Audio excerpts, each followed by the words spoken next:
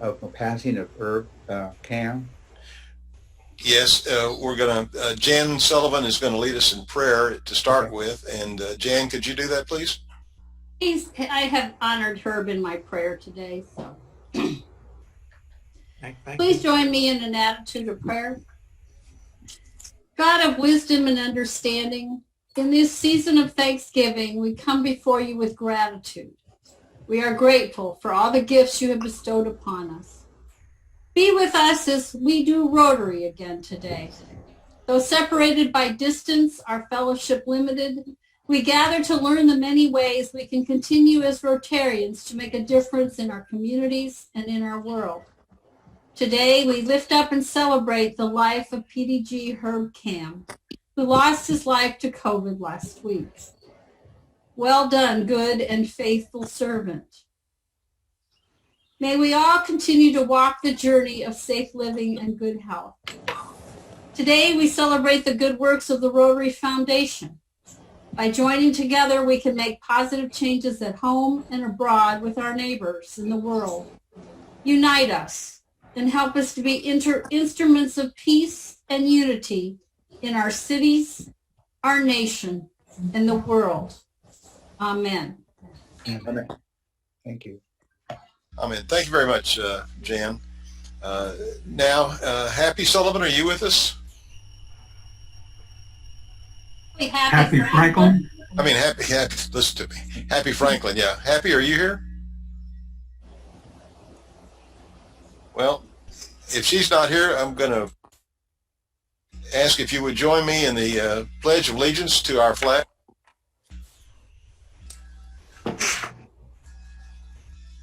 Are we still doing the same pledge?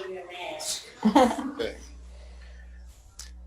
I pledge allegiance to the flag of the United States of America and to the republic for which it stands, one nation, under God, indivisible, with liberty and justice for all. Thank you. And How you doing? Larry Webb, could you lead us in the four-way test? Okay, they're saying, Good morning, Rotary. they're saying. Let's recite the four-way test of the things we think, say, or do. First, Is it true? second, Fair to all concerned. Will it build goodwill and friendships? Will it be beneficial beneficial to all concerned? Rotary. All right, thank you very much. Two pieces of business. If you would please mute your microphone so we won't have any background noise. And the other issue is, if you haven't done it yet, would you please go into the chat room and put your name and your club name in the chat room. That's how we're going to take roll for today. So go to the chat room, put your name and your club name in the chat room. And now I'd like to welcome you to the District 5810 2020-2021 Foundation Seminar annual event. And leading today's event is District Foundation Chair Owen Devlin. So Owen, it's over to you. Thank you, John. Good morning, everyone. I look forward to presenting on the annual fund, and that's going to be followed by John Curtis, who's one of the main recipients of annual fund donations go into district grants. So John Curtis will talk about that. And then the other large funds that the annual fund and are the Polio Plus Fund and the Endowment Fund. So we'll have separate conversations about those. So let me start by talking about the foundation itself.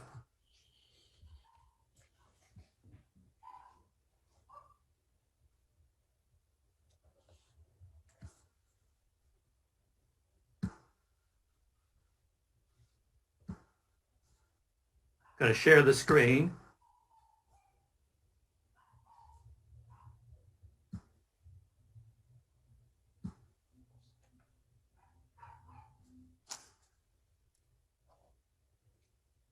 So what is the Rotary Foundation? Rotary has really three parts to it. It has the clubs and its members. That's the bedrock of the foundation of the Rotary. Then the second level is Rotary International. That's the organization in Evanston that runs the Rotary worldwide. There's a management team headed by John Yuko, who's the president. And so they run Rotary. And then there's a third organization that's part of Rotary. It's the Rotary Foundation. The Rotary Foundation mission is to enable Rotarians to advance world understanding, goodwill, and peace through improvement of health and the support of education and the alleviation of poverty. So the Rotary Foundation has a separate board of directors, and they manage money that's then distributed to our causes. And that's what's unique about our foundation. The money we give to the foundation worldwide, it goes into separate funds, but we get to spend those funds on our causes. We get money back with the annual fund, and we can spend it locally on our district grants. So that's why it's a wonderful foundation, in that we get to spend the money that goes into it by participating in the foundation programs. So what are our causes? We call them areas of focus. It's another word for causes. So right now we have 6 causes. Disease prevention and treatment is one of the major causes, and under that is polio eradication is our main cause under disease prevention and treatment. There's another major cause of water and sanitation, WASH programs, where we're building water wells and providing facilities in schools for children to wash their hands. And then you see the other of the 6 causes there. One note is that next July, there's a 7th area of focus. It's environmental health. Right now, they're writing the policies and procedures so that we can allow for grants for the 7th area of focus of the environment. So on the screen there, within the Rotary Foundation, there are 3 major funds. There's the Polio Plus Fund, which Jan Sullivan will talk about. There's the Endowment Fund regarding future projects, and which Happy will talk about. And then there's the Annual Fund, which I'm going to talk about. So the Annual Fund is for Rotary grants. Contributions are credited to the Donors Club, and then your club set goals, and you create grant applications, and then you get to spend the money that goes to the Annual Fund. So contributions go into an account for the district based on all the contributions throughout the district, and it generates what is known as district designated funds, DDF. So DDF, or district designated funds, these are the funds that went into the Annual Fund from our district, and part of the money comes back to our district. Basically, half the money that we give to the Annual Fund comes back to our district, and then it can be spent on global grants or district grants. So here is a depiction of the share system. What I just described is the share system. Sometimes the Annual Fund is also called the share fund. But the share system, if you look at this chart, what it means is that in the blue, that's the district designated funds. That's 1/2 of all of our Annual Fund contributions. That goes into district designated funds. The other half in the share system goes into the World Fund. So the World Fund, those are for projects all around the world. So that's how the World Fund is supported. So it's important to note that the World Fund was used to fund COVID-19 causes. For the last 8 months, we've been spending down the World Fund because it's an emergency, dire situation in many countries.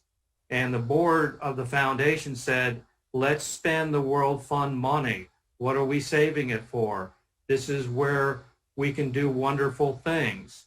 So everyone in the room here should be aware that the World Fund ran out of money for last fiscal year, and this fiscal year, we're spending it down. So how do we get more money into the World Fund? We do that by giving to the annual fund. So it's really important for clubs this year to give to the annual fund, because half the dollars in the share system go to the World Fund, and we participate in that World Fund. We get global grants, so we get to spend part of that money, and then other clubs around the world, the poorer countries, they have resources to spend on their projects. So that's called the share system. So here's a depiction of what I just described. So DDF, that's half the money that we give every year goes into DDF. So in 2016-17, that was Bill Dendy's year as district governor. We raised $350,000. That was a record under Governor Bill Dendy. So $350,000 went into the annual fund in 2016-17. So 3 years later, that was last year, 1920, half of that money came back in the form of DDF. So $175,000 came back to the district for that 1920 fiscal year. It's 3 years later. The foundation keeps the interest to run operations. So in 1920, we got $175,000 came back to us, and that's the money that we use for district grants and global grants, or we can make donations to other Rotary sponsored grants. So that's why the annual fund is so important. And you'll see the World Fund on the left there, it matches our global grant money. If the district puts DDF into a global grant, there's a 1-to-1 match. So even though half the money goes into the World Fund, we have the opportunity to spend that part of it in the match program. So this is the share process. So like I said, it funds your district projects, club projects, and global grants. So when you receive money, I encourage your clubs to thank the individual donors who are in leadership positions. Please call them and thank them. Give them pins at luncheons, send thank you notes, and maybe even have events for major donors and feature them in newsletters. A number of your clubs list out your major donors and Paul Harris Society members, which is wonderful. I think Rotary does a fantastic job of recognition. So club recognition, everyone gives. You can be a foundation giving club. Every Rotarian every year club, EREY is the buzzword. I encourage everyone in Rotary to give something to the foundation. It's very important that we all participate. So if you have a limited means, please give a small amount so that everyone in the club at least gives some money, and that would go a long way to increasing our annual fund donations. That's really important program. And the other program is sustaining member. That's a $100 level, is a sustaining member. So there's Paul Harris Fellow Club. You try to get everyone in the Paul Harris Fellow Society. You become a Paul Harris Fellow lifetime if you give $1,000. That's a Paul Harris Fellow. So you can give over 10 years, $100 a year, you become a Paul Harris Fellow. Paul Harris Society, That's a wonderful organization. You commit to giving $1,000 a year, become a member of the Paul Harris Society. So information about Rotary Foundation, there's wonderful videos on their website. All of the money that's donated and spent, their fantastic annual reports, breakdown of where the money is invested, where it's spent. There's full disclosure. You can see what the expenses are. We are a low expense foundation. It's about 10%, and we're one of the highest rated. 4-star rating is the highest rating for a foundation. So if you have any questions, this is the grants email page, district5810grants@gmail. So if you have questions, you're welcome to send me an email at district5810grants@gmail. Then if you have technical questions, the Rotary Support Center at rotary.org, they're very good at answering technical questions. And they'll get back to you within a day or two. They're with COVID-19, they stopped answering the phone. Their call center was closed. So my suggestion is you use this email. It'll be a lot more efficient for you to do that. So for our presentations today, I'm asking people to hold their questions till after the presenter is finished. Are there any questions for me?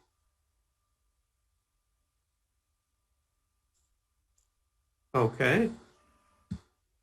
So our next speaker is District Governor nominee John Curtis, and he's going to talk about district grants. And this year, John has done a wonderful job this year and last year managing district grants. So thank you, John, for taking over. Thank you, Owen. That was a very informative talk that you just gave us, and I'll just plan to talk about a portion of it, the DDF side, the district directed funds. If I can get to share screen. Yeah, you should be able to do it now. Yeah, there we go. Let's get this up on the screen for me. There it is. I guess everybody can. What happened? There it is. Try this again.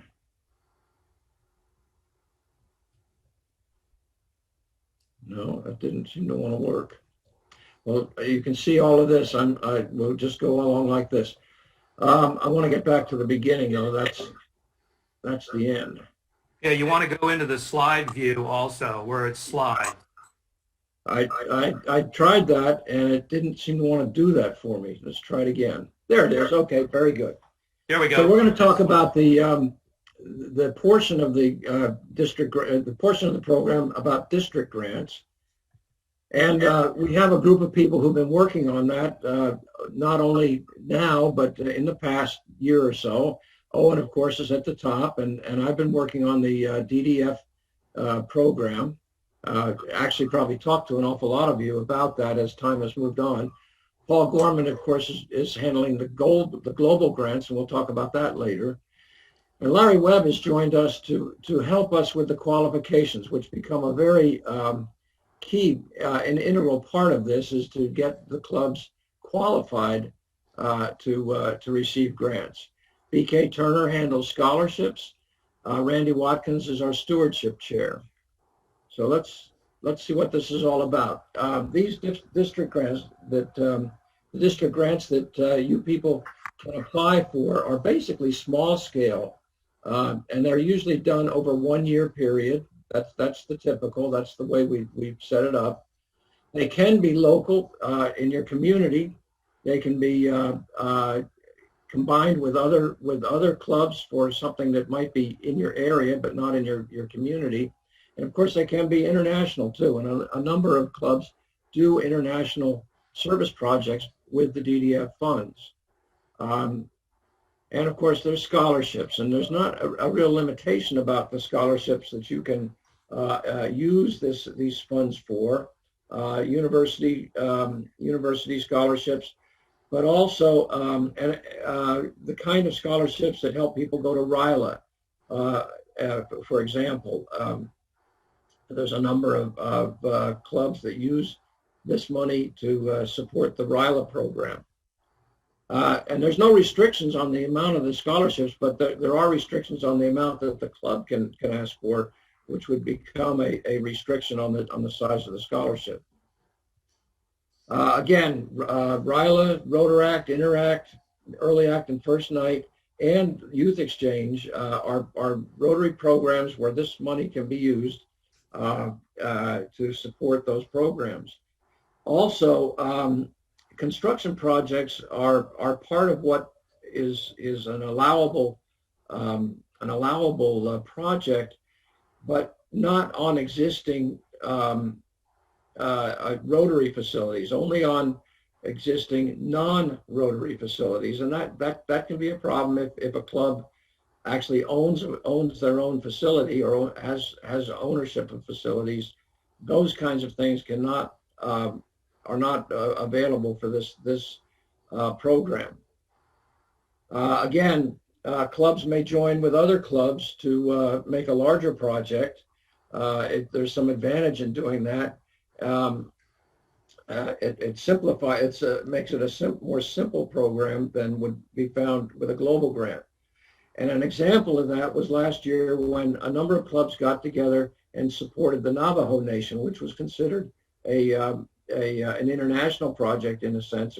It was given that definition, but clubs got together and supported that program so that they could do a larger funding of wells and water systems there. These are some of the things that you cannot fund with the district grants. Again, public relations expenses, purchase of property, and just plain donations. It has to be for something rather than just money for general use. Project signage over $500 is not an acceptable project, and establishment of a club foundation or administration expenses for nonprofit organizations. Those are things that just don't seem to fit the idea of reaching out through using the DDF program.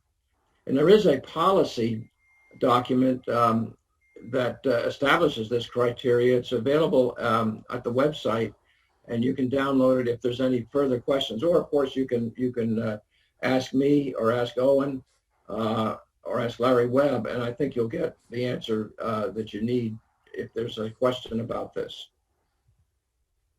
Some examples, and these are examples from recent years of using the program. Prescription medications, several kinds of things that go into the element or the area of school supplies. They're all quite valid reasons for using this money. Challenge Air has been a recipient of these funds in the past. Medical supplies that we've sent down to Honduras. The Child Safety Day that the Dallas Rotary Club has been a recipient of these funds. College scholarships, again, I mentioned that, and scholarships for RILA. They've all been part of the programs that have used the DDF funds. And of course, there's others. That's just a very small example of what's available if you're wondering how you might be able to use this program. There are some things that are necessary. You have to make an application. It's a formal document that you can find, the blanks of which you can find online, and they need to be signed by the club president. Each project needs to have a project coordinator. It might be the club president, but it's likely to be someone else who is a go-to person for that project. And there should be a second person because sometimes things don't work out exactly as you originally thought. So we need to have some connection to the project that we can get hold of if necessary. And then there's the memorandum of understanding. That's a very key item to this whole thing. That's an agreement between the club and RI, and it needs to be signed by the president and the president-elect because sometimes these things carry over or need to carry over for one reason or the other. So we like to have those two signatures identified. This is this memorandum of understanding, the MOU, is a mandatory item. It is a standard agreement. Again, you can find the document online, but it details the leadership responsibilities, who's going to manage the finances, retain documents, and report on the use of the grant funds, which is really what happens in the final report. And then, of course, the signatures. This is something that each club needs to do annually, and it does cover any of the district grant projects or the global grant projects that that club would submit for in that year. It is simply an agreement that when you get the money, you're going to use it properly, and you're going to report that it was properly used with all of the documentation. So you don't need one per project, but you need one per year for the projects that you're planning to do. I hope that's clear, because sometimes we've had some misunderstandings about that. There are some due dates that we are interested in maintaining. Ordinarily, the district grant applications are due on the 15th of August. We extended that a bit this year, and that was because of the COVID, because it was hard for all clubs to get together, to get their acts together. And so we extended it until the end of September. But we did get some 60 different projects submitted from 30 to 35 clubs. So we do have a full roster of projects this year, but we did have to extend the date. We don't intend to do that every year. We had some problems because of COVID this year. And the other point is that the deadline for submitting final reports is May 1st. There's a reason for that. The RI requires our report to be filed by June 30th, the end of the Rotary year. So we need to have some time to put all of the information that we get at our committee level here, so that it can be submitted to RI as a final report to them. We submit a document that shows that all of this work was done and the money that was spent doing it. That has to be there by June 30th. So we request that you submit your final reports to us, the district grant committee here, by the 1st of May. A little bit about the funding. We try to have a minimum and maximum grant request of $500 and $3,500. $3,500 is the amount that we have identified in the recent past as the maximum that any club can ask for their grants. Now, they may have more than one grant, but the totals need to add up to no more than $3,500.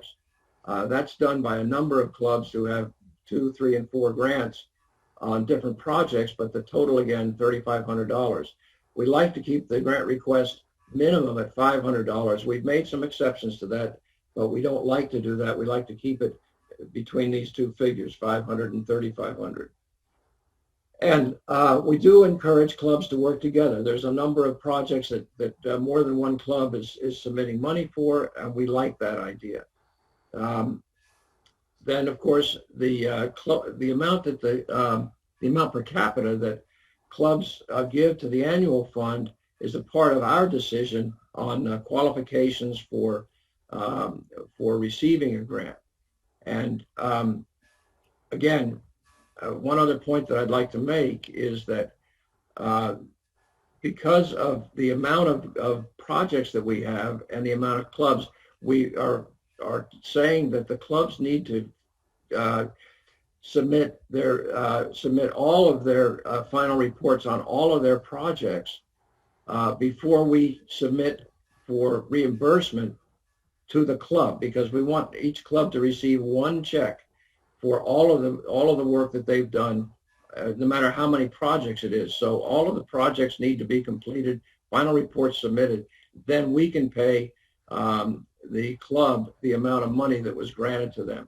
Once again, and another item that becomes somewhat confusing is that the clubs need to pay for the work of the grant before they get reimbursed for that money. So for example, if they have a $7,000 project, they pay the $7,000, they submit, we submit for a reimbursement to them of $3,500.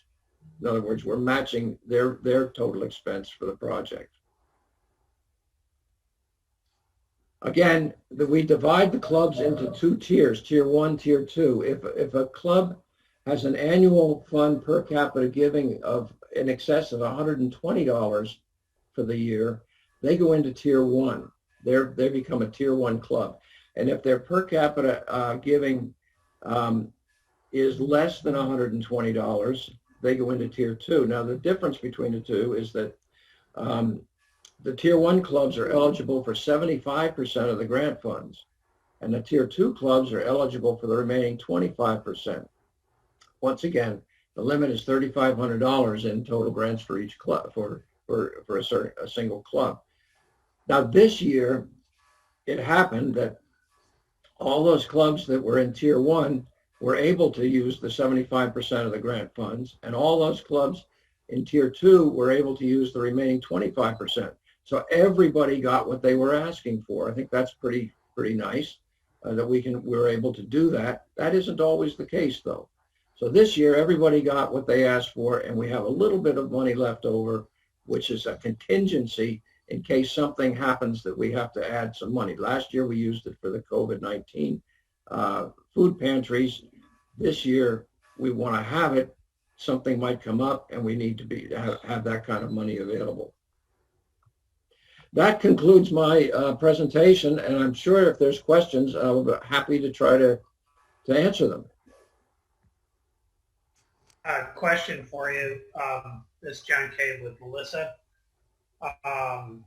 If we give a scholarship fund, that wouldn't count as a grant, in other words, a nonprofit to a nonprofit, even though the money's going to scholarships, or does it have to be direct to the recipient to qualify?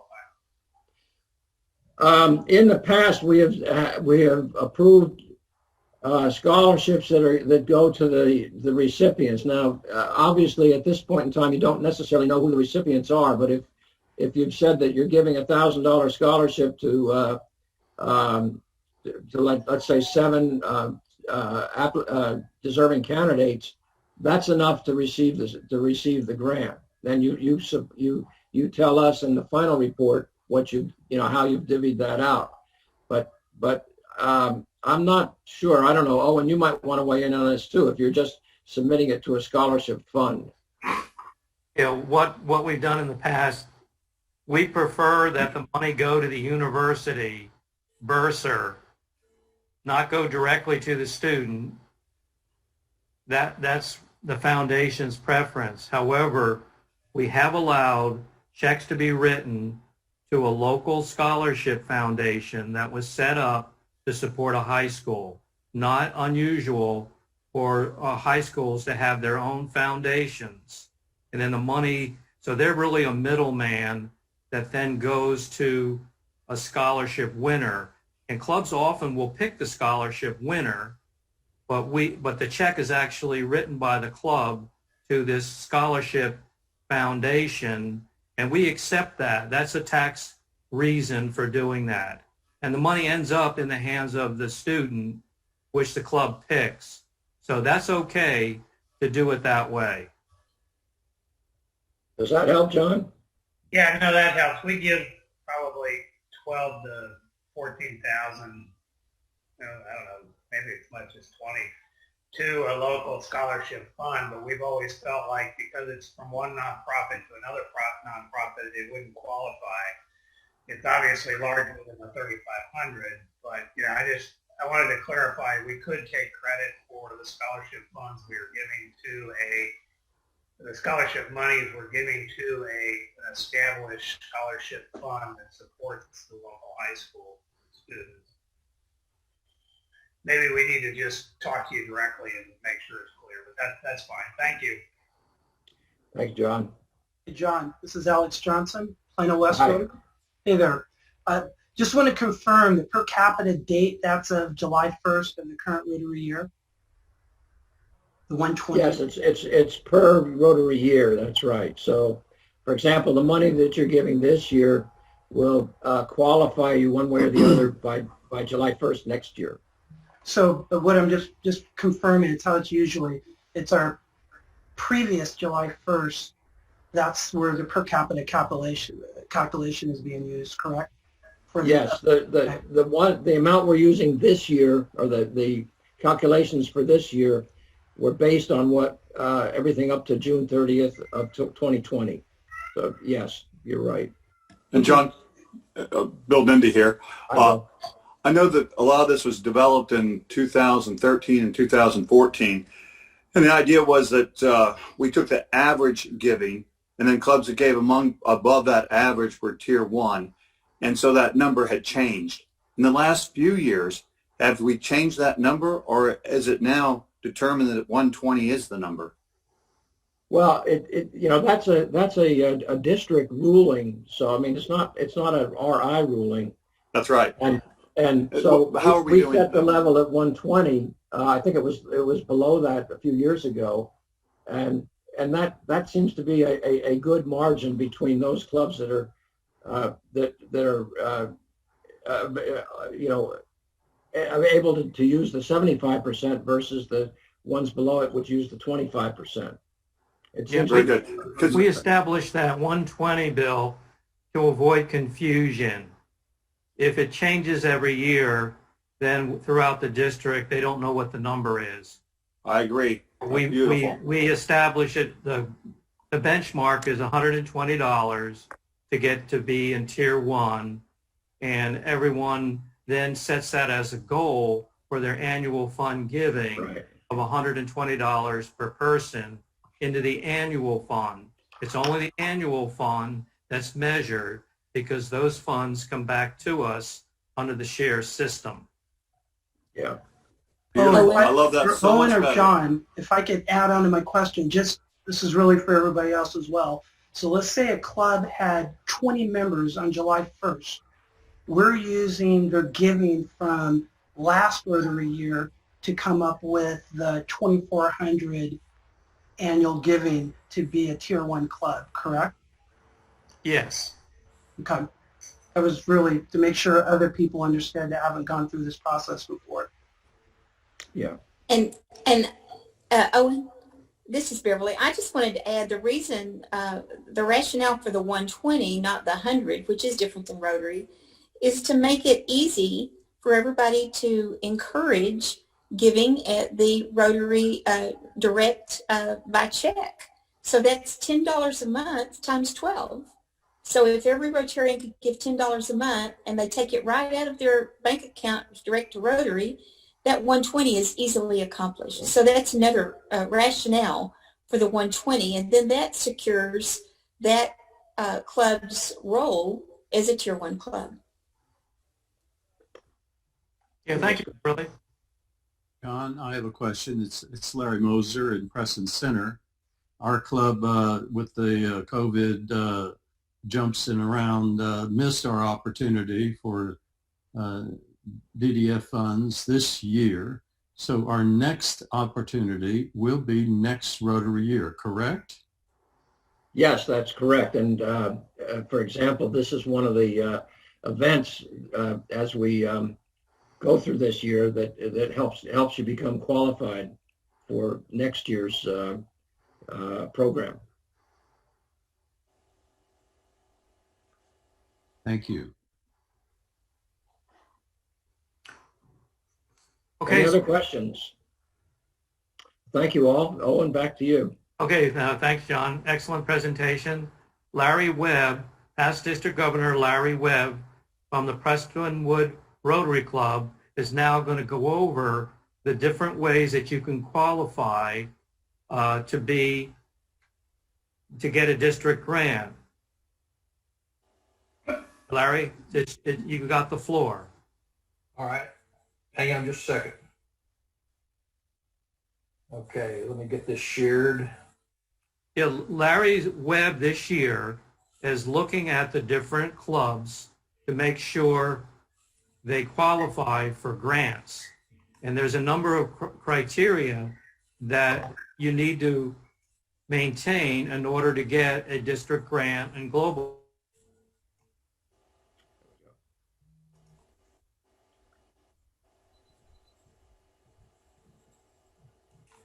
There we go. Grant. Okay. Accomplished to be qualified. All right, thanks, Larry. All right. Good morning, everyone. As we went through this past year, it became quite evident that we needed to set up a little more efficient tracking model as to who's qualified and so forth. So what we've done, and you'll see it in a couple more slides, what we have established, what we call the qualifications to get a grant. And talked about a few of them being, you must have a signed MOU on file with the grants committee. You must have completed a grant training seminar, which this certainly qualifies in that regard. And then a club must have entered their into Rotary Club Central. So when you sign on to My Rotary in Rotary International, it'll bring up your page in My Rotary, and down toward the bottom of that page, you'll find some blue highlighted labels, and one of those is Rotary Clubs. And that's where your club can enter all of their goals for the year.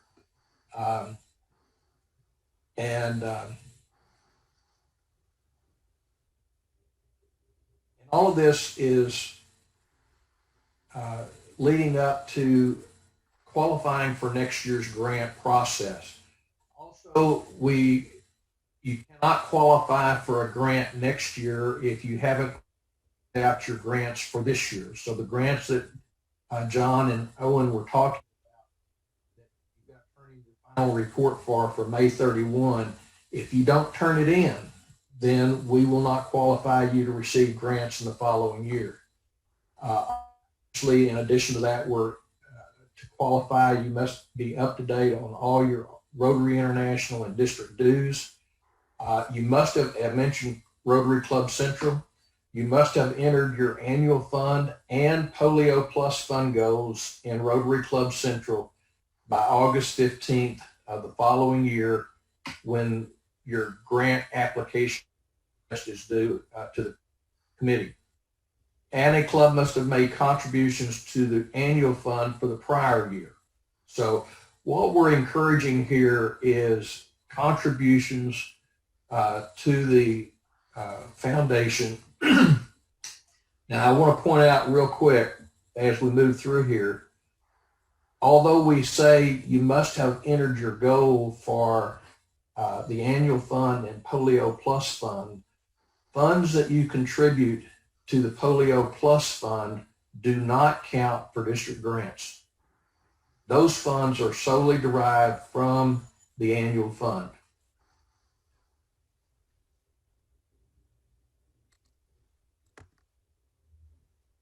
So what are the criteria that we're using? First off and foremost is training. Have you attended a grant training session of District 5810 prior to June 30th of 2021? Now, every year, and we've already gone past this particular training event, but every year the combined districts of Texas hold what they call a Rotary multi-district training in Austin. And it's generally scheduled in early August of each year. Secondly, we have our district's own grant training seminar, which we're conducting today, and this certainly qualifies you in the training arena. What we're listing here are a number of opportunities for your club to become trained and qualified under what we interpret to be Rotary's rules. Additionally, this would be another opportunity for your president-elect to attend foundation training at PETS. And then lastly, there is a RI online grant management foundation training module that's available. This is the link. You can cut and paste this link into your browser, and it'll pull up that particular module. It's about 2 hours long. Continuing on, has your club entered their annual foundation fund goals for 21-22? 2022.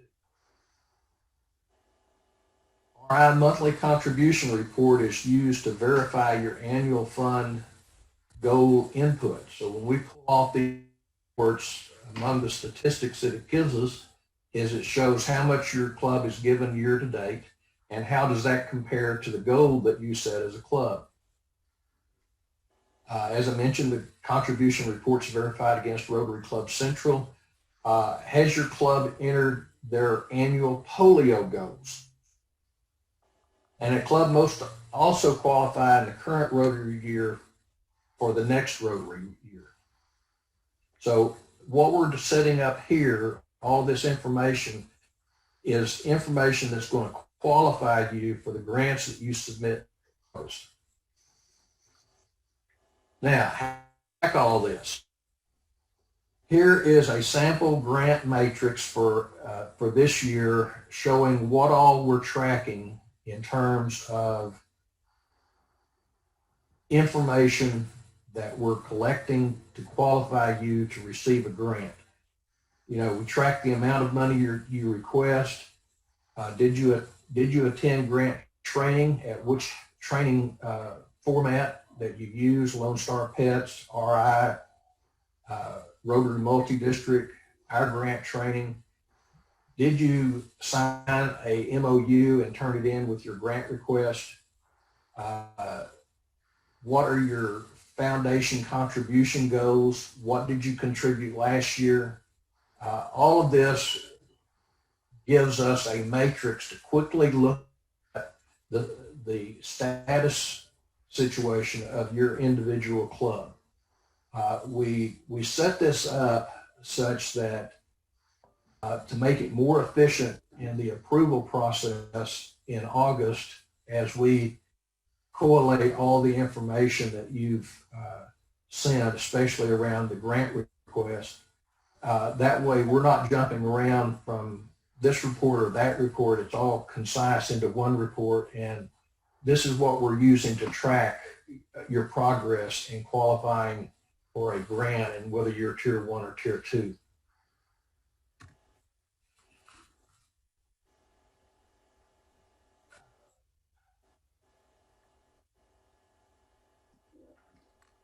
And that's the end of my report. That's excellent, Larry. Thank you for stepping in and helping John and I organize the qualifications. And also we expanded the opportunities for training by allowing for using the grants management training program at RI. The foundation now accepts that as training. So there's plenty more opportunities to get training. So our next speaker, unless there are questions, do we have a couple of questions? Oh, hey, Beverly. I have one. I love that we expanded the opportunities for training. My concern is that we have a couple of district twists. The 120, for example, is a different level than what RI, multi-district, or even online will give. How are we going to make sure that everyone understands that for 5810, we have a 120 benchmark? It's really on the foundation leadership team to stress that in our meetings and in our training and get the word out. So it's really on us to talk it up about the 120 benchmark. And we can put that on the district website also. Thank you. I appreciate that emphasis. Any questions? Yeah, Owen, there was a chat request that popped up concerning the PowerPoint presentation. I will send that to you so that we can get it uploaded to the district's website, and then it's available to everyone there. Okay, thank you. I'll take care of that. This is John. Anyone else? That's Did something. anyone else have any questions? And that's something that I'd be happy to do too. And because we're getting a lot of requests for the PowerPoints. Yeah, they'll all be put by Pam at the district website in the foundation page. Well, at the bottom of the page, we'll upload all of these talks that use PowerPoints. And so you have the most current information. So this is John with Rotary, or Melissa again. I was a little confused by what Alex brought up. Is the per capita amount based on the prior year funding or the current year funding? So in other words, the grants for this year, is it based on our per capita funding this year or our per capita last year? I'll try to answer that, John. It's really based on last year. The per capita funding record that we have is based on the figures available on June 30th, 2020, and that tells us about the availability or the tier structure for this current year. So it's last year's data for this year's grants. Okay, thank you. So basically, you should know already what you qualify for. Yes, in fact, Alex and anyone else, I've just this week received the okay from RI on our grant spending plan, and so I will be getting information out. I'll be sending a note to every club that has a grant involved, letting them know that their grant application's been approved, and it will tell them how much money they have to spend on that grant, which is really the money that they had requested. That's it, John. All right, thank you. But Jan Sullivan is our next speaker, who's going to give us a polio eradication update and talk about the Polio Plus Fund. Thank you, Jan. Hi, good morning. The thing I need to probably start out with is the fact that the Rotary goal for polio eradication this particular Rotary year is $150 million. And that includes the Gates match of 2-to-1. And right now, from what I read this week, we're about $1 million short. They felt really great about last month's Polio Day. The clubs around the world did a really good job of raising money, but to date, we're about $1 million short of where they would like us to be. Just to give you, I didn't do a PowerPoint for this. It's all very statistics. It's just numbers. I want to go back a few years. This is one of the things I got real passionate about. In 2017, we had 22 cases of wild polio virus in the world. 2018, we had 33. 2019, we had 176. And that's where I just went, oh no. I mean, when we got down to 22, I thought, man, 2 years, you keep cutting it in half, and boy, within a couple of years, we'll be done. So 176 last year. This year so far, we're at 135.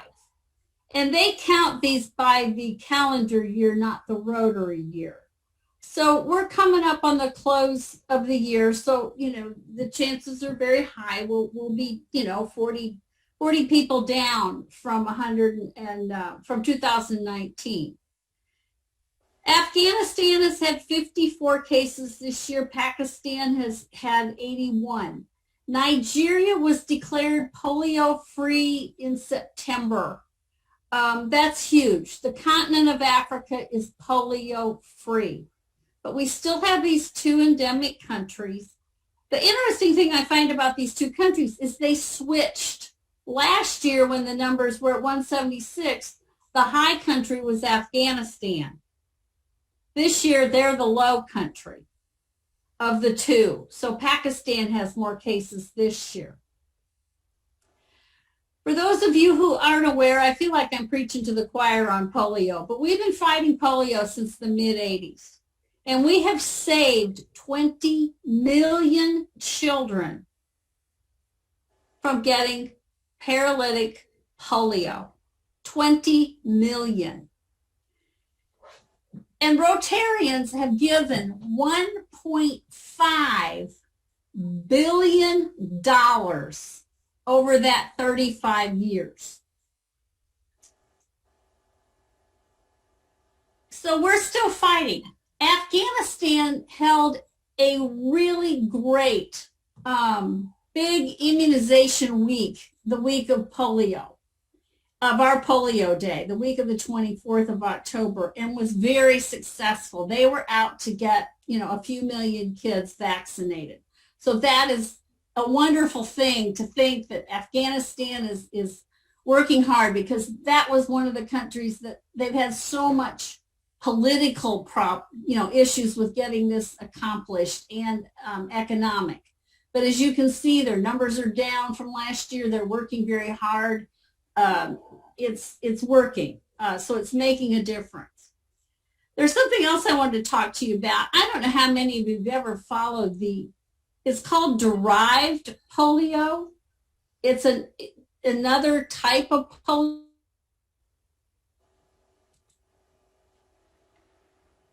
2019, there were 361 cases. This year, there's 672. So it's basically doubled. Now, what this is, if you haven't heard about this, is Afghanistan and Pakistan have about 300 of the cases of this. So they're carrying the bulk of it because they have the most polio. But the bulk of these other cases are mostly scattered around the African continent. What this is when the current vaccination is used on children, they excrete it. Well, as it goes through anyone's intestinal tract, it mutates.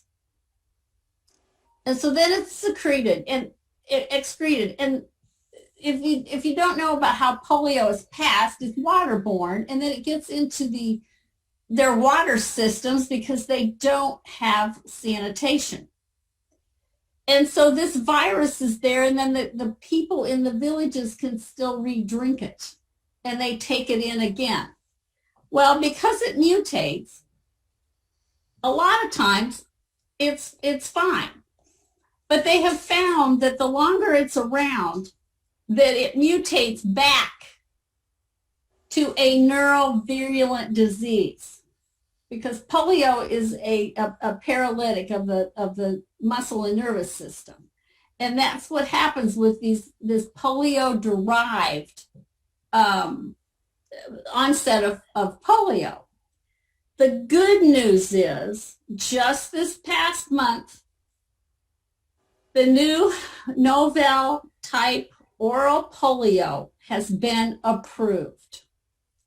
And it's been more expensive, and that's why they haven't been using it. Plus, with this polio-derived disease, there is some immunity that sets in from that for some people. So there's pros and cons on both of this. But with this new the new vaccine, they are going to be able to not only get rid of the polio-derived illness, obviously it's going to treat polio too. And that has been approved. And so that is now going to be sent out to these countries and used. So that's exciting news. It's a huge game changer across the world. It's going to be a huge game change for everything. So we're going to see these derived polio cases drop dramatically once they start using this, and those numbers will drop. And if we can just eradicate the general polio, everything's going to go away. So we're still, as the ads used to say, this close. But I'm hoping to see a huge drop in the numbers next year. They're working hard. COVID obviously slowed them down. So please talk to your clubs about continuing to donate to polio. It's important to get club members involved in this cause. It's something we have to finish. And it has to be done. To get this disease off the face of the earth, then we can focus on something else. But we have to finish this. And the other thing I'd like to share with you is the fact that any monies, yes, they won't go to the annual fund for grants, but any of the monies that you give toward polio do go towards your Paul Harris Fellows and your Paul Harris Society donations. And so you can still give to polio as well as to the annual fund. And it's just an important part of the Rotary world. It's something that, 35 years of Rotary's history has been spent focused on this one effort. And, it ties in, sanitation is a huge part of this. I mean, we need to, be doing projects overseas to help with sanitation. That's going to stop this too. It all ties together. If you look at the plus side of polio, what Polio Plus is, when they go out to vaccinate children and have like vaccination days when people come to a clinic and they, mass vaccinate people, they are also giving them malaria nets. They are giving them other vaccinations. Measles is on the rise here in the United States. We hadn't had measles for 11 years. But measles is on the rise. They're giving kids vitamins. So Polio Plus is a lot of other things that tie into the goals of Rotary. They're giving them talks on sanitation, the value of toilets and hand hygiene. All these things are happening at the same time that these vaccinations are being given. So the Polio Plus side is huge. That's also making a big difference. And this is to close this report. I think we might have missed it, but Toilet Day was 2 days ago on the 19th, World Toilet Day. And I know we don't even think about it unless yours stops up. But think about the fact if you don't have a toilet. Like so many of these people don't. And that's where this disease keeps getting spread more and more, is that they are, excreting into their own water systems. So this is something we got to keep working on. Sanitation around the world is a huge issue that then ties to clean water. I mean, it's just a revolving door of things that are constantly affected by one thing affects the other, affects the other, affects the other. So we got to keep working on all these issues. So thank you for your time. Any questions? Hey, Jan. Mary Badowski from Richardson East. How are you? Hi. Thank you for telling us more about this, especially the plus part of Polio Plus. I really didn't know what that was. Way back at the beginning of your talk, you mentioned some numbers, some polio case numbers. Unfortunately, I missed the first few. I got the 2019 number of 176 and the 2020 of 135, but I didn't get the previous ones. Could you repeat those? Sure. 2017 was 22. 2018 was 33. Wow. Okay. Yeah, I got real depressed. I mean, I've been following these numbers for a long time, and I've been cheering them on and going to international conferences, hoping that that'll be the time when we can all stand up and just cheer for an hour. But, it's still a push, but we're still getting there. Even with COVID slowing them down, we're still getting there. Well, thank you for representing us. Thank you. Jan, this is Alex Johnson, Plano West. One, I want to encourage everybody, have Jan talk to your club. She talked to ours during World Polio Week, and out of that, we're probably going to donate, we're putting it together close to $2,000 for Polio Plus, so Jan kicked butt. Even though her name says Ian, that's really Jan. But two questions, Jan, is one, do you know what our current per club giving is towards Polio Plus? And then No, I don't. My second, because we should know that, and two, we should have a goal of what we would like per club to give towards Polio Plus. And so I'd love for you to present that to the clubs so we have an additional challenge like we do for district grants. Okay, I I'll can work with answer the, that. okay, I can yeah, answer Owen that. may know. Okay, the Rotary Foundation, their benchmark, they ask each club for the polio fund to give $1,500. So it's structured as a single number. So your goal would be $1,500 as what you want to achieve for your entire club. And then you could have fundraisers or give individually. Capita number, it's a dollar amount that the foundation asks you to meet. In addition to that, Owen, For the Polio Plus. Of course, you can give more. That goes without saying. Go ahead, John. in addition to that, RI asks each district to donate 20% of its district designated funds to the Polio Plus campaign. That's awesome. I did not know that. So, Ms. Sullivan, I'd like to make a comment. This is Dr. Peralta, okay? I spent a lot of time, I'm an internist, but I've been very close to the viruses and actually took care of patients in the HIV and been listening to Dr. Fauci. First of all, what you were talking about was a sanitizing vaccine, okay? There's 4 types of vaccines. That's a sanitizing vaccine. And that people don't understand that, because if you get a functional vaccine, which is what they're pushing out, it just decreases symptoms, but it doesn't stop transmission. Right? So there's a whole body of knowledge now on virology. Okay. Second of all, and I hate to put a damper in your thoughts, there will always be a mutation. Yeah. There will always be a mutation. So candidly, we will never eradicate polio in the world. Okay, because there's always will be a mutation. Currently, we know that the current coronavirus has already mutated twice. It mutated, and what's amazing about this virus is the fact that the first mutation going from D614 to G614 was 3 months. So we really don't know what antibody we're going to get with this vaccine. So a lot of people don't understand this, don't understand the virology behind that, are just thinking, well, we're all going to get a vaccine and we're all going to get better. This is going to be around for years, okay? This is not going to go away after vaccination, because we don't know how long the vaccine will give us antibodies. We don't know how long it will last, and we don't know what mutation it actually will be addressing, okay? But just to kind of clarify with you the fact that what you were talking about is a sanitizing vaccine, which is the gold standard of all vaccine, okay? The other second point is that we have still a lot of hardcore people, and Dr. Fauci has spoken to this, is the fact that people don't believe in vaccinations, okay? Especially here in the United States, it's a big problem. You know, there's a large group of people that do not believe in vaccinations. We know that from New York.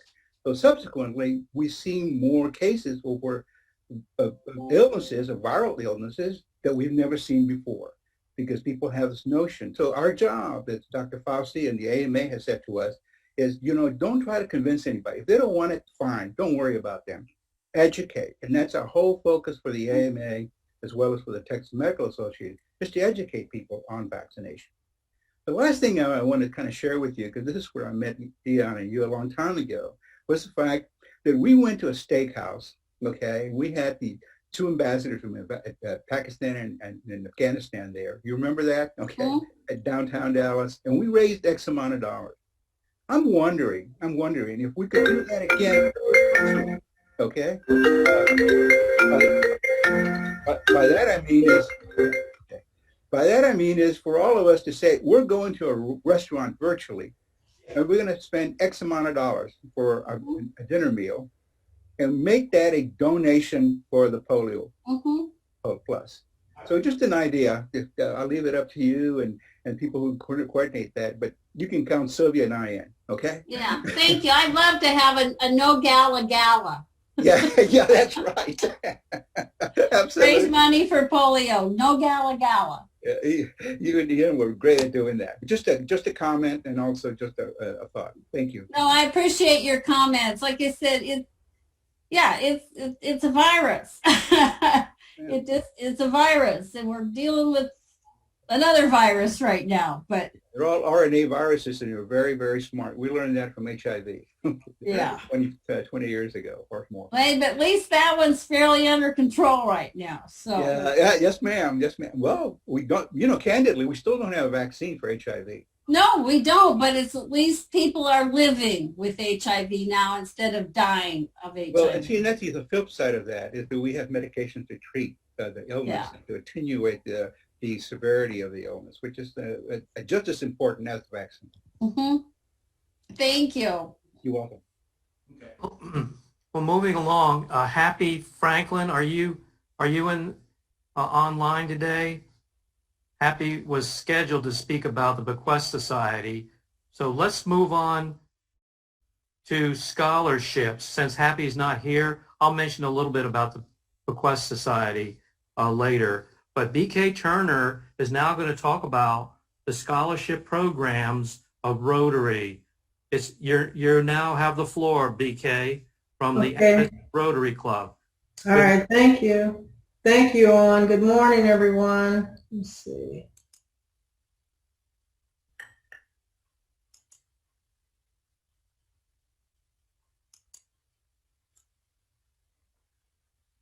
Okay, I think I'm sharing screen now.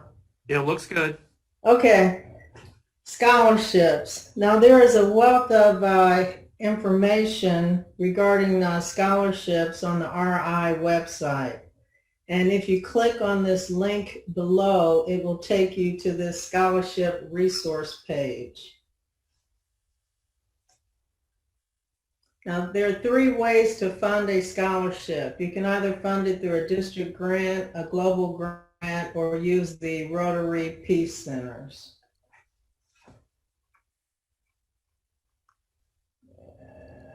Okay. Clubs can fund a scholarship through a district grant, and this is given at the club level. Can you all see the entire screen there? Yes. Okay, okay. District grants, district scholarships can be used to sponsor secondary, undergraduate, or graduate education, and it's the study of any subjects locally or abroad.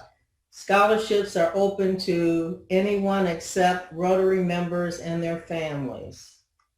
If you go to the RI website and click on the words district grants, they have a best practices manual. And this talks about managing the process, deciding what types of scholarships you'd like to offer, setting eligibility requirements, defining the application and selection process, and there's also a sample scholarship application there.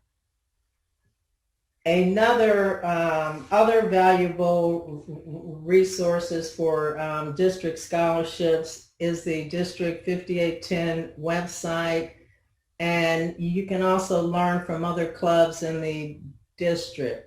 On the 5810 website, if you click on the Foundation tab at the top and then click on District Grants, that's where you can view training slides and forms, and I guess that's where all of our presentations today will be posted. You can also contact anyone on the Foundation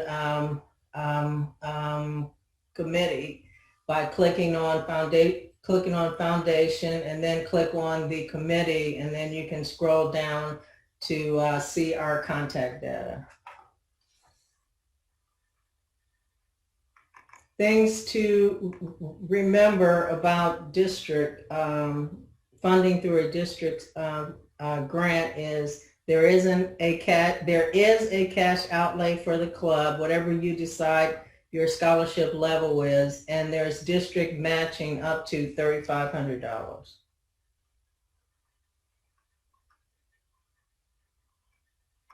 You can also use a Peace Fellowship to fund a grant.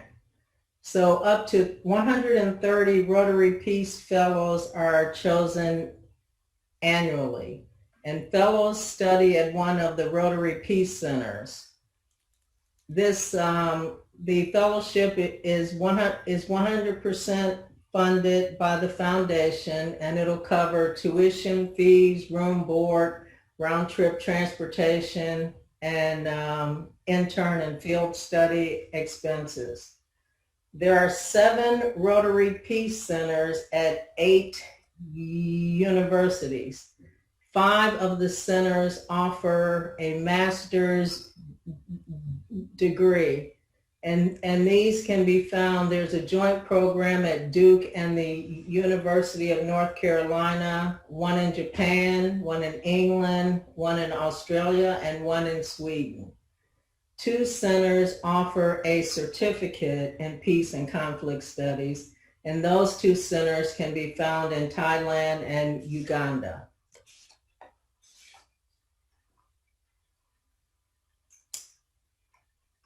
Eligibility requirements. The master's program is for those that are near the start of their careers. You have to have a bachelor's degree plus 3 years of work experience.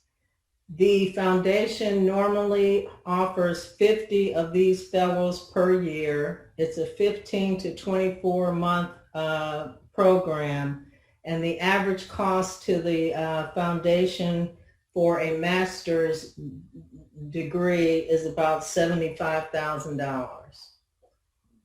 The certificate program is for people that have a proven peace, if they are a proven peace and development leader. You have to have a bachelor's degree plus 5 years of experience. The foundation the foundation offers about 80 of these fellows per year. It's a 1-year program, and the average cost to the foundation is about $11,000 per year. Carrie Perkins was a fellowship applicant sponsored by District 5810 and the E-Club of North Texas. And Carrie was selected as an alternate for the 2021 year. So what that means is that if one of the fellows is unable to accept his scholarship, Carrie may be able to fill that open spot in Thailand. Important dates are the 22-23 application will be available in February of 2021. District endorsement is a required component. Clubs submit their online applications to the district by May 31st, and districts must submit their endorsements to the foundation by July 1st. Important things to take away: there's no cash outlay for the clubs. The clubs would endorse a candidate. District endorsement, as I said, is required. And I want you to know that this fellowship process is highly competitive. Annually, the Rotary Foundation considers over 800 candidates from all over the world for about 130 spots. BK, this is Beverly. I just want to make a comment. Our candidate this year, Carrie, was so well qualified, has done so much work overseas already. I was actually frankly shocked that she didn't make the program, and can't imagine the quality of the other 80 that went into her fellowship. So 5810, you have a lot to be proud of, and we really hope Carrie gets a chance to take advantage of this. Thanks for all your work on that, BK. I agree. Thank you, Beverly.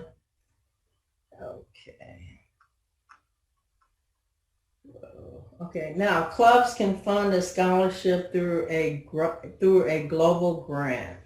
And this is going to be a high-level overview because Paul's going to go into more detail after I speak about global grants. So for the scholarship portion, Rotary only gives scholarships for graduate work. Individuals cannot apply. Individuals must go through a Rotary Club. The requirements are graduate school, and they have to study in one of Rotary's 6 causes.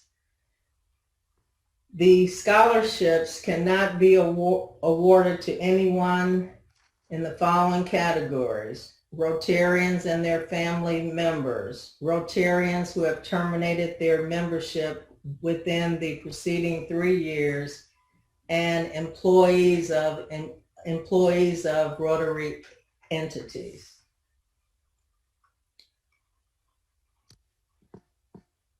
The funding. Global grants have a minimum budget of $30,000. Generally, and I'm a lawyer, so that's why I'm saying generally, this is the general rule. Clubs can use a combination of the following to fund the grant. They can use cash, they can use district designated funds, and then they can use the Rotary match. Currently, District 5810 matches dollar for dollar for the club cash donations. So generally, to raise a $30,000 scholarship, the club would have to put up $10,000, the district puts in 10, and Rotary RI matches 10. So that's how we get to the 30,000.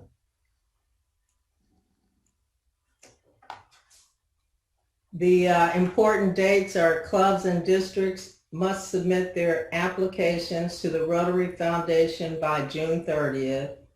And clubs are required to submit their cash contributions to the foundation after the application has been approved by RI. And that's sometime in July.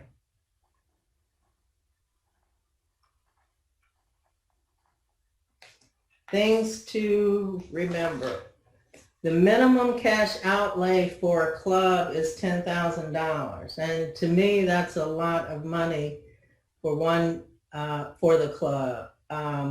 My suggestion, I think that the club should develop guidelines for sponsorship of a Global Grant Scholar. Carrollton Farmers Branch has written guidelines, and in those guidelines it states if the candidate can obtain a majority of their funding from other clubs in the district and can obtain district level funding, Carrollton Farmers Branch will consider a small donation of support not to exceed $1,000. And I think that's so important because I think that clubs, because of the $10,000 cash outlay, should considering partnering with other clubs in the district. And I'm going to say this again because I keep saying it, only a club can sponsor a candidate. Only a club can apply for a scholarship grant. It is the responsibility of the candidate to find a sponsor club, to get accepted into graduate school. The classes must be in one of the areas of focus, and then once accepted, work with the club in forming a global grant scholarship. And the scholarship is funded by the club and the district.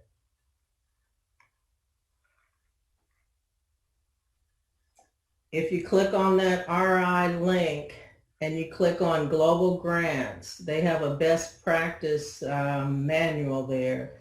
And it talks about finding and interviewing eligible candidates, the timeline, how to apply, funding, and budgets. Now we always, since I'm the scholarship chair, I receive emails from interested candidates. And what we tell them is that number one, they must find a Rotary Club. And this year I've had candidates contact me where they're saying we cannot find a Rotary Club to sponsor us. So I'm like, well, how much does it cost? And that's when $10,000 is a tremendous outlay for a club. So planning, I think, is very important. But I just wanted to bring these rules to the forefront, and that's why I talk about things to remember, so that you can understand what your cash outlay would be. Does anyone have any questions?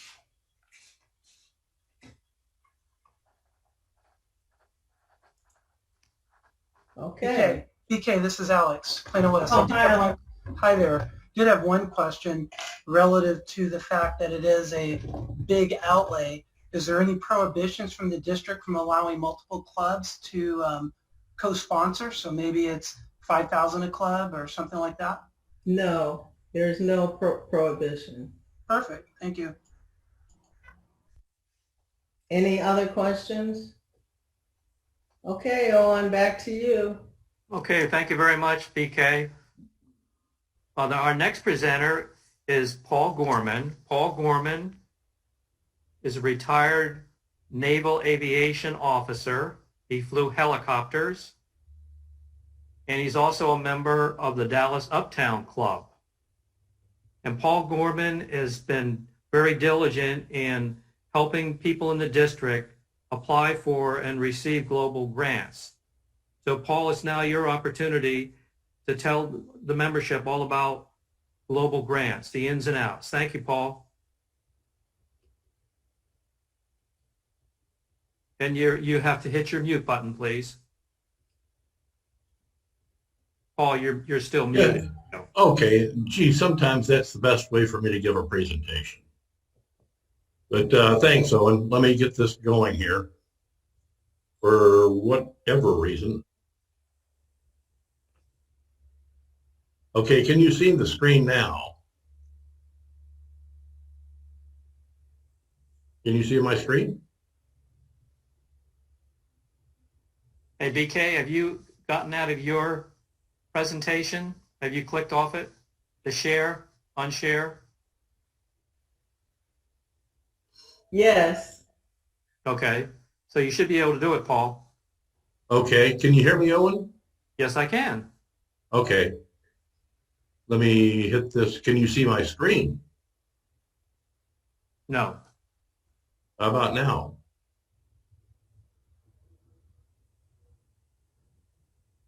Still not? No. Yeah. So what you want to do is you want to open your PowerPoint on your PC, have it open at the slide you want to show, and then click share, and then that share screen, you will then grab that PowerPoint. Two-step process. All right, so it's now open, and I'm going to hit share, right? That's right. How about now? Okay, starting good. to share. It should be coming up. There we go. All right, good. This is So now you want to hit slideshow from the beginning. There we go. All right.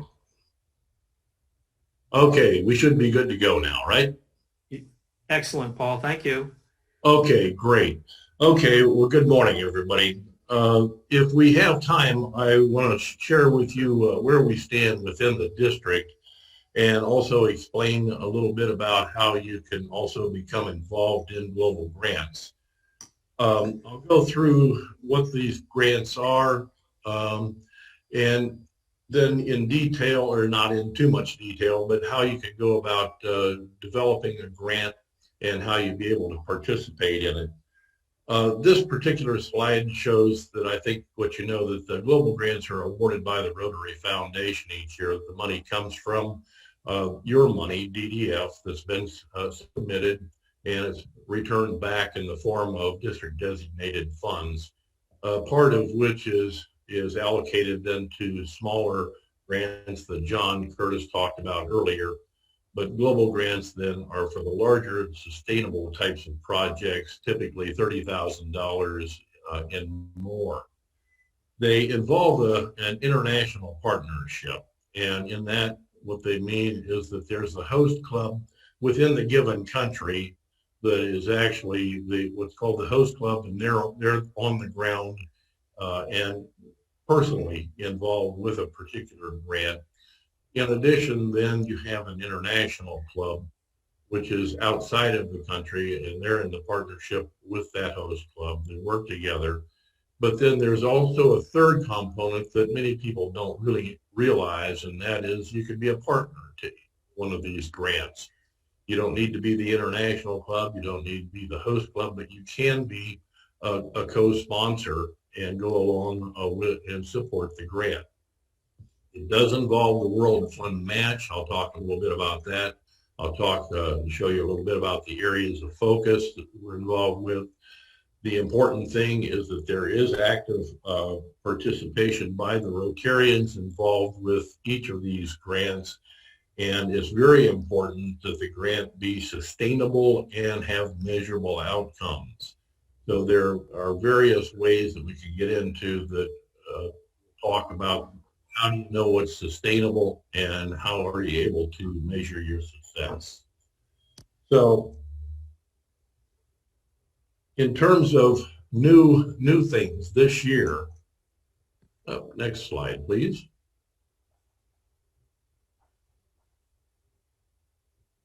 Now I'm not moving. We'll do it that way. All right, this year we have some changes in the global grant process because of the changes in funding that's available at the World Fund level. First of all, it used to be that the World Fund would match cash contributions from clubs. That's no longer available, but they do match from the World Fund DDF funds. Last year we had COVID activities that were under a disaster response, and there was an enormous response to these types of activities, and that spent down a lot of the funding that was available within the World Fund. So that's what's driving a lot of these changes. The international sponsor contribution, though, has been reduced to 15%. And that's important because sometimes a global grant might be focused to an area here within the United States. And when you focus a global grant as within the U.S. and you have a host club, let's say here in Dallas, then it's sometimes very difficult to get an international club to come up with 30%. Well, 15% is a much easier thing to reach. They've eliminated low-cost shelters and simple schools that have been eliminated. And as Owen mentioned earlier, we're adding the environment as an area of focus. That'll be available then starting July the 1st, and the criteria for that is being written now. Another change is that Rotaract clubs are now able to sponsor your global grants. I mentioned that the elimination of the World Fund minimum, and now there is none for a global grant, and therefore this shows a couple of alternative ways to fund a particular global grant. As I mentioned, the $30,000 is the minimum, but the global grants can go up into the hundreds of thousands of dollars. So as an alternative, if you don't want to use World Grant funds, they'll allow you to do a global grant without any World Grant funds involved. As we mentioned earlier, there are humanitarian projects, there are vocational training teams, and what BK just talked about were the scholarships in terms of the graduates.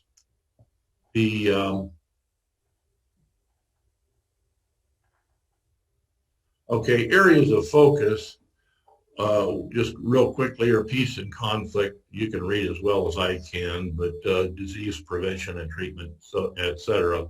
And as I mentioned, we'll be adding the environment then later in the next fiscal year.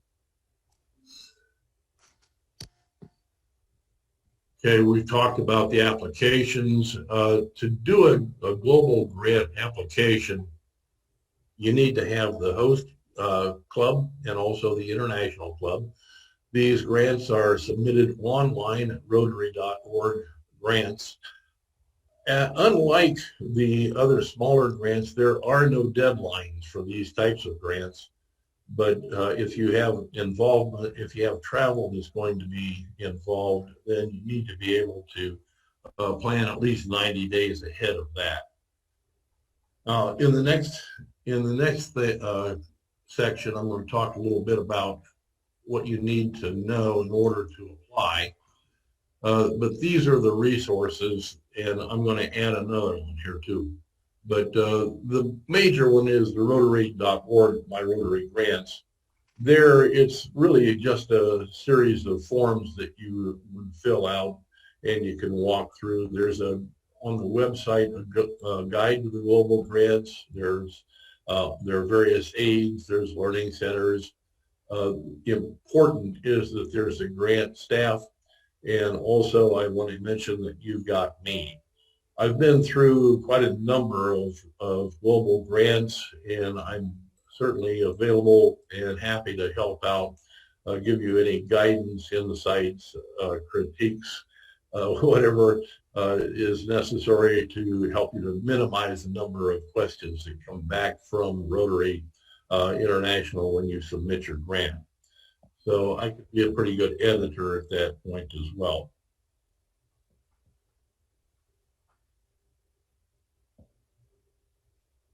Okay, in terms of your grants, there are ways to improve them, but there are a couple of things that are critically important. First of all, the needs assessment.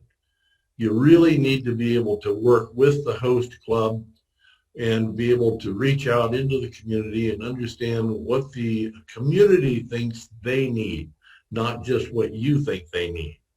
Rotary has found in the past that by imposing our own culture and our own ideas on other cultures, that's a recipe for not necessarily disaster, but it's certainly a recipe for projects not being completed or accepted within the community itself. So you've got to talk to the recipients, and this is a way that you can start with that. Review the area of focus that Rotary has put out and know what the criteria are for each of the areas of focus. Don't try to do everything. Limit your focus to just one or two particular areas that make some sense and that would you'd be able to narrow the focus of your grant and be able to write a much better and well orchestrated grant in order to do that. Once you've got your grant then pretty well outlined, then look at the detailed project plan. How are you going to implement this project once it's been approved? And involve the beneficiaries in the project design up front at the very beginning. It's much better to have them working with you from day one until later on and that will help you to avoid what could be some nasty surprises. Okay, so as I mentioned, get involved with people that are there, and some of the things that are necessary in terms of running a successful project is to have a project management committee. Have a group that really pays attention to this, that's within the International Club and the host club, and also include any other participating clubs that you might have. You need to have a bank account that's set up. You need to be able to get bids from suppliers and vendors and keep good track of that and document it. Coordinate the PR that Rotary always is asking for any major project of this kind. You need to be able to use club members to be involved with it, provide training and mentorship. Every project involves training, particularly as you're able to go forward with the project efforts, completing completed, then who's going to handle the ongoing needs of the project? And that requires a lot of training. And also, I'm going to come back to this and kind of hammer on it a little bit, but when you get involved with a project, the reporting is extremely important. Also on the website, provide a detailed budget. What are you going to do? How are you going to spend? Get the money for it? What's the sustainability of this project? And this will, again, walk you through the sustainability. This is one of the major keys that Rotary International is looking for before they ever okay a project. There are sustainability steps that you need to look at with each of the particular areas of the project in terms of going forward with the community needs, materials, technology, and so forth. But it's important to look at the sustainability of a given project within each of these particular areas.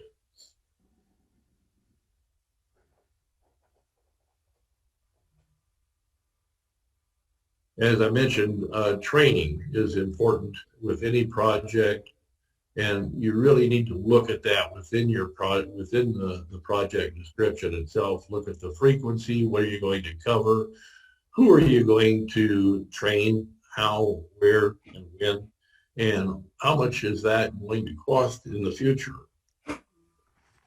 Then a lot of the global grants are involved with cooperating organizations. In this past year, our district had a couple of global grants that involved hospitals within India. So it's important that you have memoranda of understanding with those organizations. Make it very clear who's doing what, where's any additional work or money is coming from. If it doesn't do a lot of good to put in some kind of a laboratory if you don't have the understanding with the organization that you're trying to support.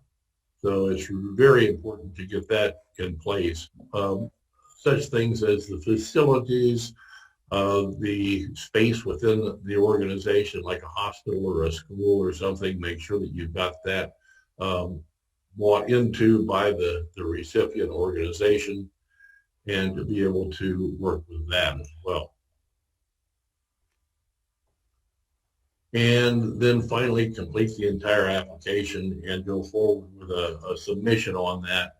I will tell you that almost every time Rotary International will study and walk through the application, and they will come back with some questions for some clarification. It's just part of the process, and it actually ends up making for a much better global grant project and application in the end.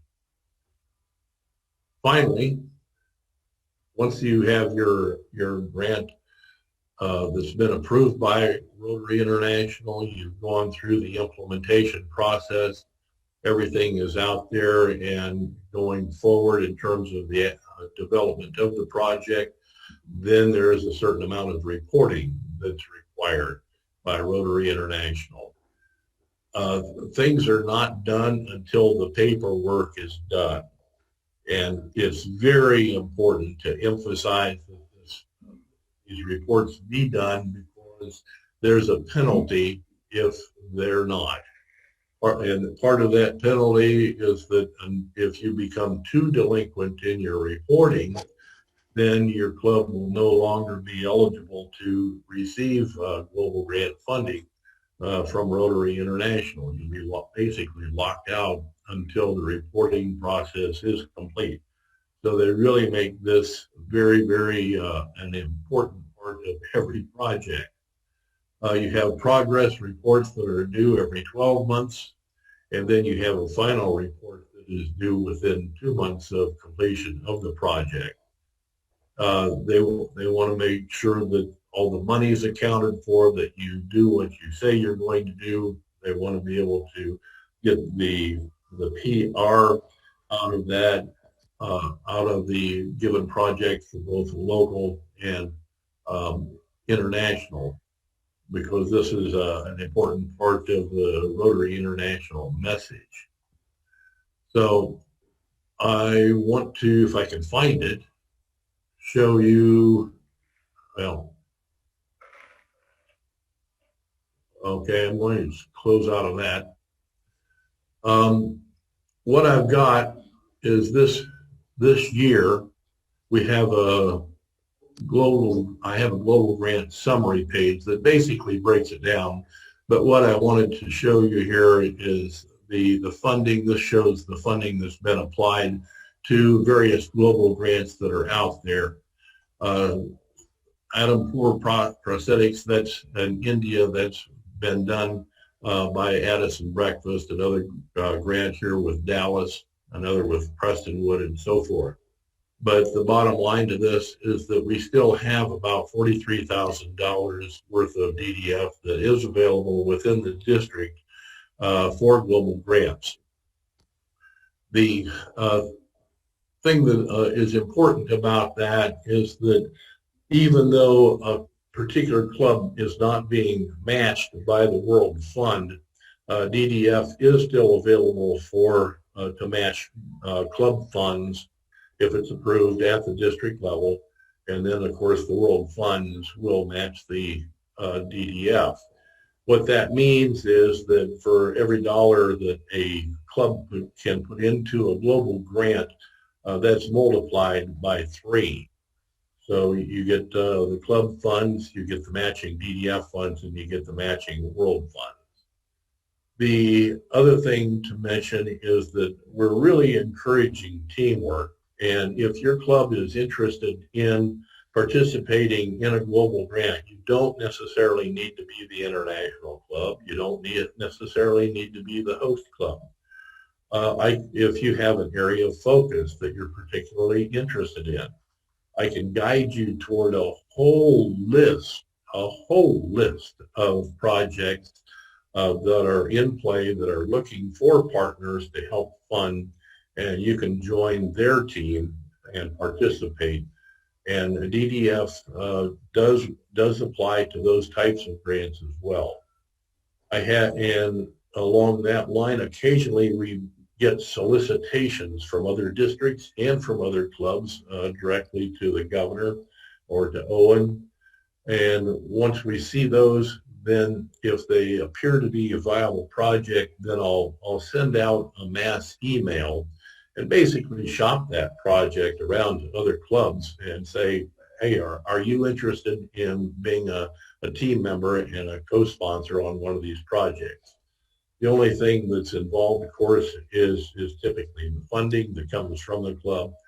But other than that, there is no real paperwork nor responsibility for your particular club unless you're a host or the international partner.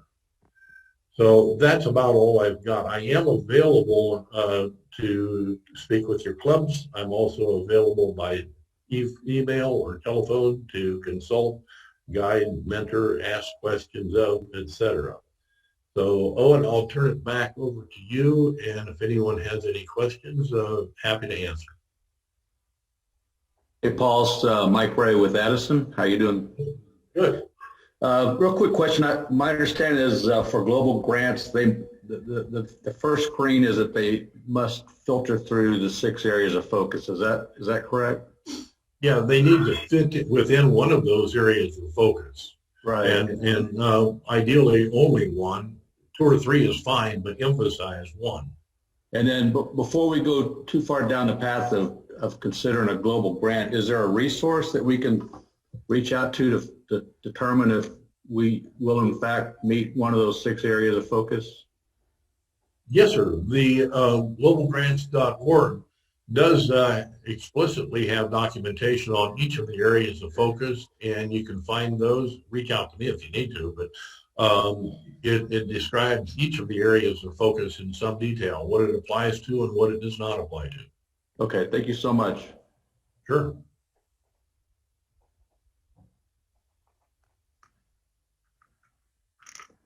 Oh, this is Alex Johnson. Could I throw a little? if anybody plans on being a host club for a global grant, which Plano West plans on it, take the online grants management seminar. It's a lot longer than 2 hours. I'm not sure who thought it was 2 hours actually took it, but it tells you everything, including the questions on area focus. It gives you the RI contacts. There's a area focus manager and team for all 7 of them now. And so I'd highly encourage you to do that grants management, but it doesn't really cover anything in our district. It's really about global grants and the scholarship programs. Sure, those resources are available on the website. If you need help in finding the presentations, just let me know, and I'll be happy to do the research. I can make telephone calls. If I don't know, I'm happy to ask. I'll get back to you with the answers.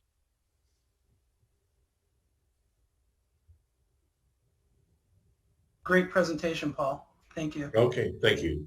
Okay, Owen, yours. Okay, happy Franklin's not here to talk about the Bequest Society, but we're running just about out of time, so we'll have to defer our conversations about the Bequest Society till individual presentations. Happy and I are both available to come to your club and talk about the Bequest Society. Basically, the Bequest Society is you name the Rotary Foundation in your will and you agree to give $10,000 or more, and you become a member of the Bequest Society in your will or codicil. And we also have a codicil available that you can use. And so Bequest Society, you leave money to the endowment fund in your will.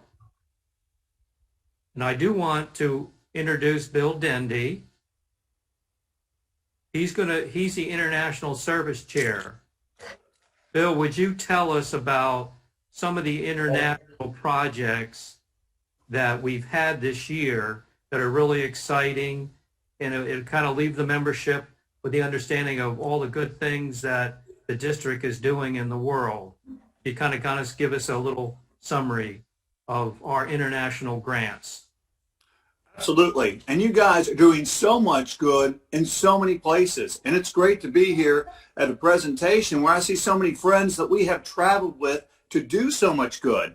I mean, Ian and Jan Sullivan, Cuba. How wonderful was Cuba? And Ian went back and made sure we got the park built up and keep giving money back in Cuba.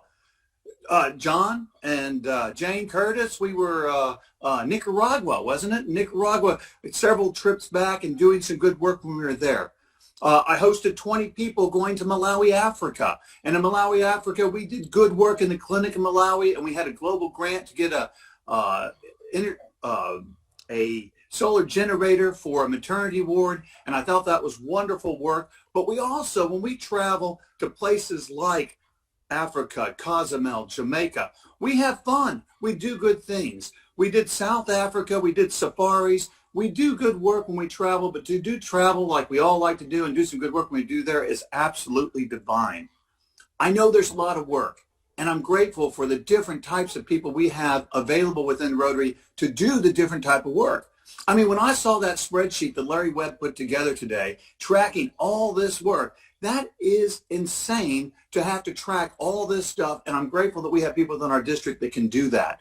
And Alex Johnson was absolutely correct. Rotary International has the information, a ton of information, and it takes so much time to go through it and then precisely utilize it. But we've done that work. I've enjoyed doing the work on the Zambia grant with the Rotary Club of Dallas with Rosanna Sandlin, and on the India grant on the dialysis with Cece Theophane. And I was grateful to be able to write Carrie Perkins' recommendation letter for our scholarship, and in Malawi to work with the clinic grant for with David Kelly, the McKinney Club. It's great to work with folks, and I know we're out of time. If y'all want a presentation talking about all the good work we do internationally and what we can do internationally and how we can partner up with the clubs that can do the work, and then how do we travel and see the work we're doing, invite me to talk to the clubs. I love to do it. It was Melissa Rotary Club earlier this week. I believe that we have So much good going on, but we need to share it with the world. And as you said, Owen, all that money in the World Fund was not getting used. Too often, this was a private thing. Too many groups have kept the information to themselves, and they benefit just those in the know. I love our district because we are sharing the information. All of y'all now know how to go get the money. Let's go get it. Let's go apply it. It's grassroots. It's from the bottom up. It's what you care about, what you love, and where your heart is to serve the world. So I'm grateful. Thank you, Owen. And yes, we all can leave a little money to Rotary and to our foundation and our wills. A very good place. I know we might need it. We don't want to spend it yet, but we can certainly leave a little bit. My children will be fine. A little bit going to charities and the churches I love, I think is important. God bless you. Thank you, Owen. Okay, thank you, Bill.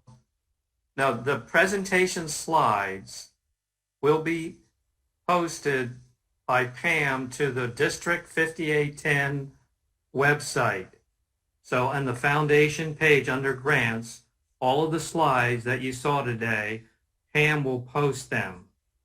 And if you want, you can email me if there's a particular package of slides that you want. You can email me and I will personally send them to you. But I don't want us to do an email blast. It's better to put it on the district website where everyone can get access to all of these presentation materials. Does anyone have any questions as we wrap up our seminar? Any further questions? I forgot one thing, Owen. We are going to India still. Our district governor said he wanted to go to India to see the good work. I know we can't do it this year because of COVID, but next year we are going to India, and I would like y'all to go. CC Ethiopian has got a great trip that he's done before for folks. If y'all didn't go the first time around, come. See the work we do, but also see the stuff. We'll have information on India as soon as they let us travel again, and that's a big deal. And thank you, CC, for reminding me. Okay, thanks, Bill. CC? Thank you. Anybody else have a question or observation?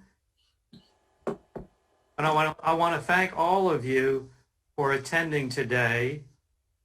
And I also thank you for all your generosity for giving to the annual fund and the polio fund and the other great funds that the Rotary Foundation has. So be sure to get in touch with me if you have questions. And I'm going to stay on the line for a half an hour. So if you just want to have a conversation with me, I'll still be available for the next half an hour. I'm not going to end the meeting. So that's all, folks. Thank you very much. Owen, before everyone leaves. District Governor, go ahead. Two things. If you didn't do it, please go to the chat screen and put in your name and club name so we can keep attendance records of who has been here. If you've done it already, don't do it again. But if you haven't done it, please do that. And the second thing is, I want everyone to recognize the hard work that Owen and his foundation committee has done. This is not easy. I've done it before, and I know it's not easy. Owen, John Curtis, Larry Webb, Jan Sullivan, BK, Paul Gorman, Bill Dindy, that is a lot of work. They've done it all for you. You ought to thank them and be appreciative of everything they've done for you. That's all I've got. All right, thank you, John. And you know what I'm going to do? Happy Thanksgiving. I'm going to ring the bell. Awesome.